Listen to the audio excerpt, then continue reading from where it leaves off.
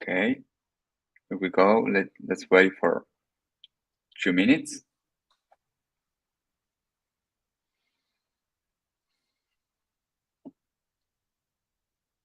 So people can join.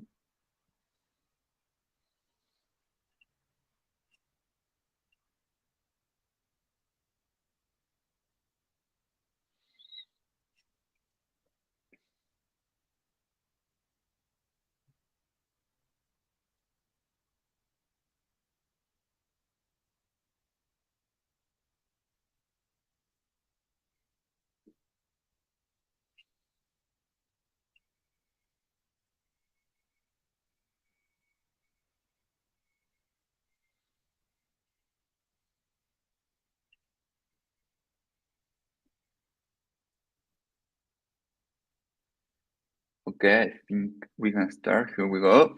Okay, hello everyone. Welcome back to a new scientific moment. My name is Julian. I'm a researcher at the research team in IOB Labs. For those who don't know what is this is a space for talks, mainly technical talks. And we want to invite you to, if you have something to tell about our technology, about blockchain, programming, and so on, don't hesitate to contact us to present your topic. You can contact us through Open Slack that we are sharing the link on the chat, as well as in the research forum. That being said, welcome Ramses. He will be talking about commitment schemes. So, hello there. Hi, welcome to this scientific moment, and thank you for joining us. Give me a couple of minutes to prepare the presentation. no problem. I forgot to mention Ramses. He's a researcher at IOB Labs as well, and he's working on privacy, and that's it, I think. So everyone can see the pictures of the butterfly.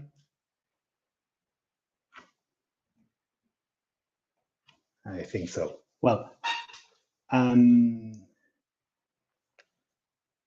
I have to say that this talk won't get too much technical, in the sense that I won't get into the details deeply of commitment schemes. So you don't need a strong background in mathematics or cryptography. So you should enjoy the talk. I mean, I prepared it for you to enjoy it. So let's begin. So I called the talk "A Day at Christie's: An Introduction to Commitment Schemes" because, well, the main motivation or the leitmotif of this talk will be auctions, essentially. I mean, here comes the motivation. Let's imagine that Christie's has the Aston Martin of James Bond's Skyfall and plans to sell the car using an auction, the so-called Victory auction style, where in this kind of auction, each participant submits the bid into an envelope and closes the envelope, and then sends the envelope to the, let's call him, director of the auction. So once the director of the auction has all the bids from all the participants, he starts opening the envelopes and watching the bids. So the one who submitted the highest bid wins the auction, but pays the second highest bid of the collection. And the question is, how can recreate this situation in a digital environment, and especially in a secure way? So how can we create a mechanism that allows us to commit to a secret value and reveal it afterwards, so that nobody can see or can get in any information from the secret value, and the one who sent the value is unable to modify it once it is sent. So this question was the central topic of an active research field during the 80s for cryptographers. And the ways to tackle the problem and the ways to try to solve the problem led to a concept that it's known to as commitment scheme. So essentially, a commitment scheme is a cryptographic primitive that consists of two stages, the commitment stage and the revealing stage. In the commit stage, a sender gets a commitment C from a value M, the message, the value of the bit in the case of Christie's auction, and a random value that will be necessary for the construction of the commitment. This is a technical requirement, just that. The receiver, once has the value M and the random value R, gets C and save it for later checking.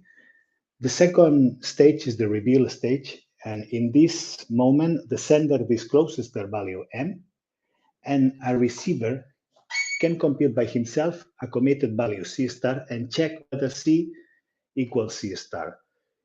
If the equality holds, the receiver accepts the commitment, and if not, he rejects it. So here are the terms and services of the of a commitment scheme. A commitment scheme must be hiding, what means that you cannot have any information from the value that was committed from M. And the commitment scheme must be binding in the sense that it is impossible or infeasible for a sender to output the commitment that then can be open to two different values. In other words, he cannot change the value of the commitment once he has sent this commitment. And then you have two kinds of hidingness or bindingness. You can have perfectly hiding or binding commitments, or you can have computationally hiding and binding commitments. And the difference is this one. If in a security model, once we are trying to prove that our commitment scheme is secure, if in our security model we allow the adversaries to be restricted to a certain kind of algorithms, then we say that the commitment scheme is computationally hiding or binding. If our attackers are not restricted to any algorithm and can be any kind of attacker, the scheme is called perfectly hiding or binding. So as you can guess, I mean, our gold standard would be to get a commitment scheme that is both perfectly binding and perfectly hiding. I mean, the best of both worlds. But as you can imagine, and it usually happens in life, you cannot have both things. I mean, you simply cannot have hiding and binding commitments when we are talking about perfect hidingness or perfect bindingness. And the main reason is this one. It's more a reasoning than a proof, a mathematical proof. But imagine that a commitment scheme is perfectly binding. This means that you cannot have or you cannot find two random values, R and R prime, such that you can use R to commit to bit 0, you can use R prime to commit to bit 1, and these two commitments are the same. Okay? So if a sender commits to 0 by computing the commitment using R, the receiver would notice, using brute force, that there is no R prime such that it commits to 1, or C commits to 1 using R prime. Therefore, the receiver would know that the committed value is 0.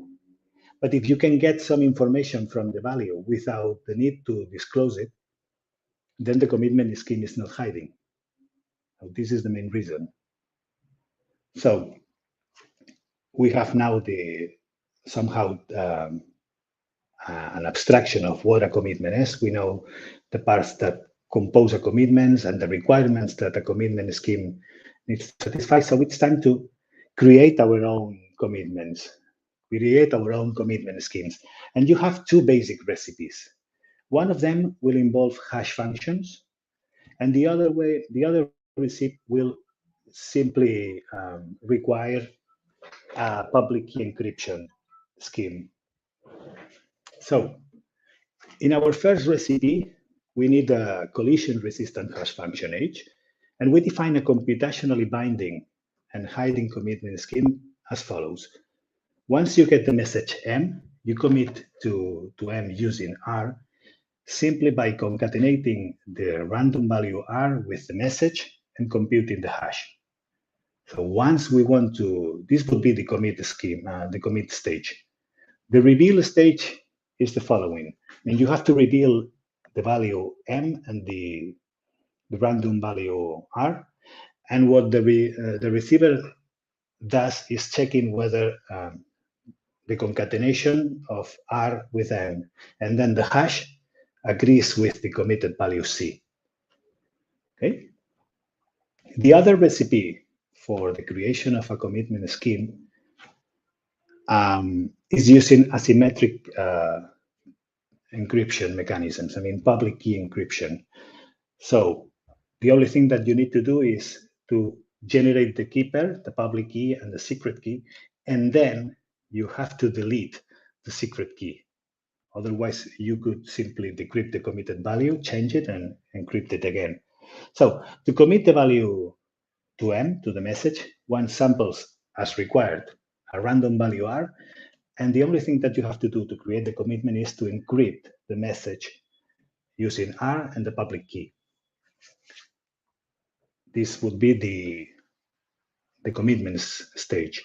The reveal stage is for the receiver to get from the sender the information M and R and check if C is the same as the encryption of these values M and R with the public key. Since the key is public, everyone can see it and use it. So as you can imagine, these two recipes are the high-level ways to create the commitment scheme. So you can find lots of proposals in the internet or the literature. But there are two of them that are especially important for us. And these two are the Petersen commitment, where in this commitment, one has the following setup. You have a prime number Q, a cyclic group G with Q elements and two generators, two elements that generate or create all the whole group G. So to commit to an integer M modulo Q, you have to choose the random value R modulo Q, and the output is, the commitment is G to the M times Y to the R. And to open the commitment, the sender reveals M and R, and the receiver only has to compute G to the M, Y to the R, and see whether C and his computation agree. Petersen commitment are especially important in blockchain technology, and I mean in blockchain in general, due to its easiness. It's very easy to implement, and essentially it's very efficient. The other mechanism that it's important to know is El-Gamal commitments. I mean, El-Gamal commitments are very similar to Petersen. They involve a cyclic group G of prime size Q. That means that it has Q elements, and it requires two generators, two elements that can create the whole elements, all the elements of the group G. To commit to a message M in G, one takes a random integer R and sets the commitment as G to the R and a second component, which is M times the message times Y to the R. And as you can imagine, or you can see, to open a commitment, one has to reveal the message and the random value, and the receiver will have to compute the two components, G to the R and M times Y to the R, and see if his computation agrees with the committed value. The main difference between El-Gamal and Petersen is that Petersen commits to any integer modulo Q, but El-Gamal commits to values in a cyclic group. Okay. The main properties is that Petersen is computationally binding and perfectly hiding, and El-Gamal is perfectly binding and computationally hiding. So, as you can imagine, the next question would be, can we create or can we combine? I mean, we know that we cannot have a commitment scheme that it's both perfectly binding and perfectly hiding. But is there any way to create some mechanism that allows us to have the best of both worlds? And the good answer, or the good news, is that the answer is yes, and this leads to switch commitments. So again, we're trying to create a primitive with the property of being at some point in time perfectly hiding, and at some point perfectly binding. This is what we call switch commitments, and they are called switch commitments because you can switch the security level at the moment of your design at any time. So switch commitments are important when combined with range proofs, because they play an important role in cryptocurrencies involving confidential transactions. For instance, Mimblewimble was doing some research on switch commitments. Monero is using Pedersen commitments. So they are primitives that go beyond the theoretical side or the theoretical part of the party, let's say. So a switch commitment is a collection of 4 algorithms: a setup that outputs a public random string given a security parameter that we will call D. You have a commitment scheme. You have a partial verification algorithm that outputs 1 if the partial opening information was valid. It will output 0 otherwise. And you have also a full verification algorithm that outputs 1 if the full opening information was valid, and 0 in any other case. Now, a switch commitment must satisfy what we were saying at the beginning. Must be computationally hiding. The partial verification algorithm needs to be computationally binding, and the full algorithm for verification needs to be perfectly binding. Okay. Again, as before, we have now the definition and the theoretical concepts or an idea, a global idea of a switch commitment. Let's work out an example. The general construction is this one. You have a setup that, given D, will output a string of values, which is a multiplicative group, a group where you can multiply elements. A prime of the size of the group will be Q, a prime number, with 2 generators. And these 4 elements, capital G, G, Y, and D, will be the so-called CRS, okay, the common reference string. The commitment scheme will sample a random R from Z modulo Q, and will output 2 components, Z0, which will be G to the M, Y to the R, and C1, which will be G to the R, and an opening information that will be the random value. If you remind Pedersen and Elgamal, essentially a switch commitment is a, it's a combination of both. The partial verification algorithm will return 1 if Z0 is equal to G to the M times Y to the R, and the message is lower than the security parameter. The full verification algorithm will return 1 if C0 is G to the M, Y to the R, and C1 is G to the R. And also, the message is lower than the parameter security. So at this point, one could argue that the price that you are paying for having this ability to switch the security requirements implies an storage overhead. And it's true.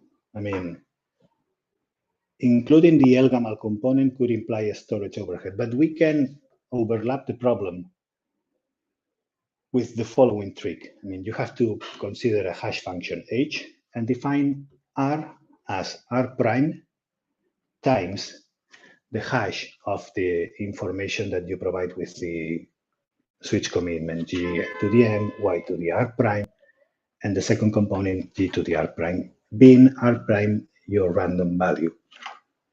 And for some hash function H, and so on. And you define the commitment as you have the CRS, it's the same as before.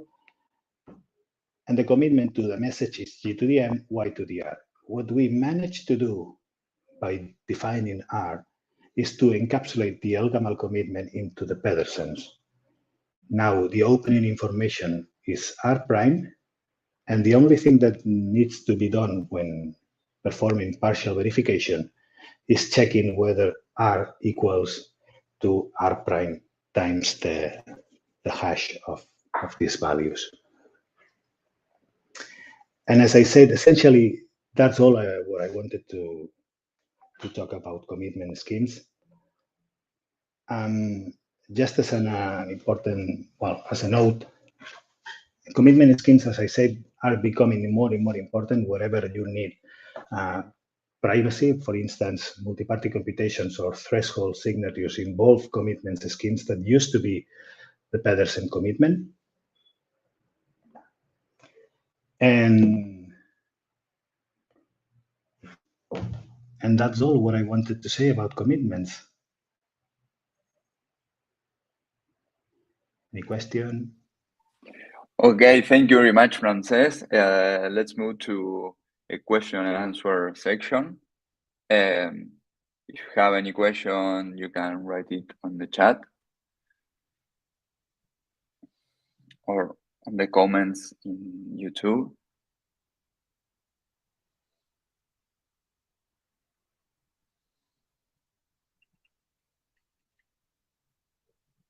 Okay, there is a question like it says, if you know any use case for blockchain of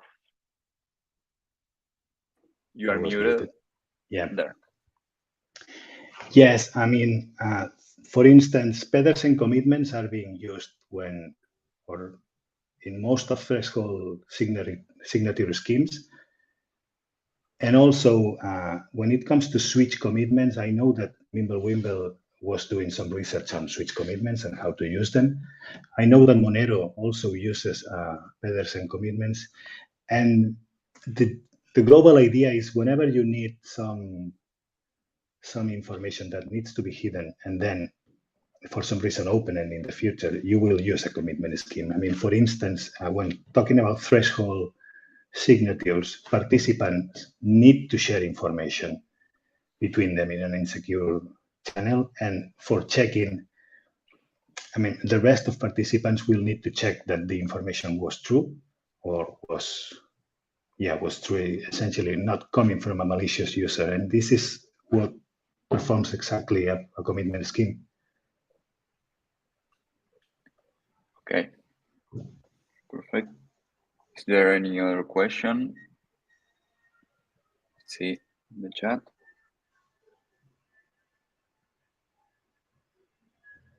So, well, apparently not. So, thank you very much, Ramses. It was a really interesting talk. It was. Yeah, yeah. Oh, there is another question from Social Learner. He's asking if Pedersen commitment have an homomorphic property that is useful. That's a good one. I think that Pedersen commitments are additionally homomorphic. Let me check. Yeah, it should be, or multiplicative homomorphic, one of them, one of these two.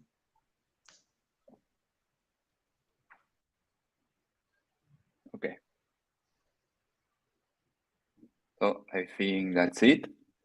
Again, thanks, Ramses, and hope you see you all in the next scientific moment. Bye.